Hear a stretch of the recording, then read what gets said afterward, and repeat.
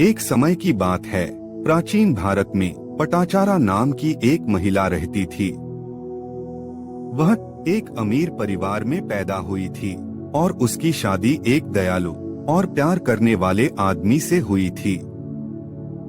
पटाचारा के पास वह सब कुछ था जिसकी वह कामना कर सकती थी, लेकिन उसका जीवन एक नाटकीय मोड़ लेने वाला था। एक दिन जब पटाचारा अपने दूसरे बच्चे के साथ गर्भवती थी, तो उसके गांव में एक बड़ा तूफान आया जिसने उसके रास्ते में आने वाली हर चीज को नष्ट कर दिया। पटाचारा के पति और बच्चे तूफान में मारे गए, जिससे वह अकेली और बेसहारा हो गई। दुख और निराशा से अभिभूत पटाचारा लक्ष्यहीन रूप से भटकती रही। जहाँ कहीं भी उसे शरण मिली, वह शरण लेती रही।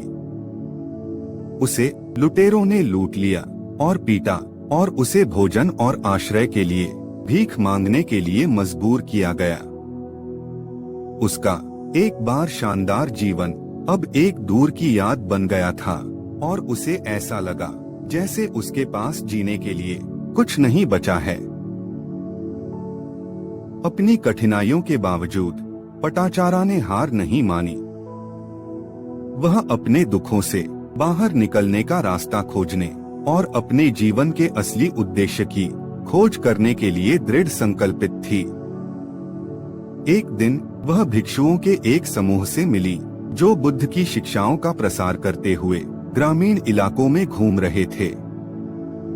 पटाचारा उनकी शांतिपूर्ण और दयालु उपस्थिति के लिए आकर्षित हुई और उसने उनसे एक छात्र के रूप में लेने की विनती की। भिक्षु शुरू में पटाचारा को स्वीकार करने में हिचकिचा रहे थे, क्योंकि वह एक महिला थीं और उन्हें आध्यात्मिक अभ्यास का कोई पिछला अनुभव नहीं था। लेकिन पटाचारा लगातार बनी रही और उसने आखिरकार उन्हें एक मौका देने के लिए राजी कर लिया। भिक्षुओं के मार्गदर्शन में पटाचारा ने ध्यान और सचेतनता का अभ्यास करना शुरू किया। उसने बिना निर्णय या लगाव के अपने विचारों और भावनाओं का निरीक्षण करना सीख लिया और उसने धीरे धीरे अपने पिछले दुखों और पछतावे को छोड़ना शुरू कर दिया। उन्होंने बुद्ध की शिक्षाओं का अध्ययन करना भी शुरू किया और उन्हें करुणा और मुक्ति के उनके संदेश में बहुत आराम मिला। जैसे जैसे पटाचारा ने अभ्यास करना जारी रखा, वह एक गहन परिवर्तन का अनुभव करने लगी। उसे अब अपने अतीत का बोझ या भविष्य का डर नहीं लगता था।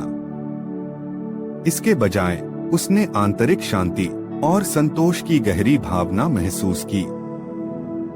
उसने उद्देश्य और करुणा की एक नई भावना की भी खोज की और वह बुद्ध की शिक्षाओं को दूसरों के साथ साझा करने के लिए मजबूर महसूस कर रही थी।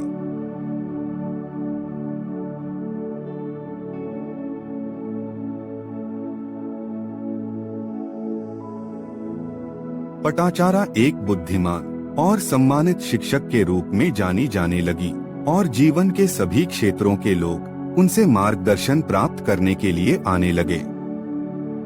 वह महिलाओं द्वारा विशेष रूप से प्रिय थीं, जिन्हें अक्सर उस समय की पुरुष प्रधान आध्यात्मिक परंपराओं से बाहर रखा गया था।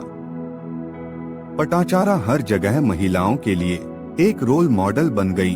उन्होंने दिखाया कि वे भी मुक्ति और ज्ञान प्राप्त कर सकती हैं। पटाचारा की कहानी आध्यात्मिक अभ्यास की परिवर्तनकारी शक्ति के लिए एक शक्तिशाली प्रमाण है।